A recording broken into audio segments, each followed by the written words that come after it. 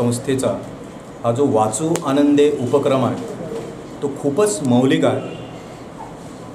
अलीकडे आपल्या मुलांचे जे प्रश्न, ज्या समस्या आपल्याला दिसतात की मला शिक्षक शिकवतात ते समजत नाही, समजलं तर स्मरणात राहत नाही, मला अभ्यास करताना मन एकाग्र होत नाही, या सगळ्या समस्या आणि सध्या मुलांच्या वाढत्या समस्या म्हणजे त्यांची संवेदनशीलता हरवलेली आपल्याला दिसते।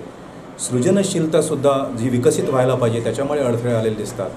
आणि त्या दृष्टिकोनातून या वयात, बालवयात मुलांना पुस्तकं वाचण्याचा छंद लावणं, आणि तो छंद लावताना शाळेत जसं जबरदस्तीनं पुस्तक वाचायला लावतात तसं नाही, तर पुस्तक वाचण्यामध्ये आनंद आहे, तो आनंद जर उपभोगू दिला तर मुलं पुस्तकं वाचतील, पुस्तकावर प्रेम करतील आणि या एका छंदामधून अभ्यास तर त्यांचा चांगला होईलच, पण त्याबरोबर त्यांचं जे संभाषण कला आहे, या जगामध्ये सध्या कुठेही माणसं जर त्याला चमकायचं असेल, पुढे जायचं असेल तर संवाद साधता आला पाहिजे। तर त्याच्यासाठी हा उपक्रम खूप महत्त्वाचा आहे। मी खूप अभिनंदन करतो फंड्यातील ह्या सगळ्या कार्यकर्त्यांचं आणि या संस्थेचं।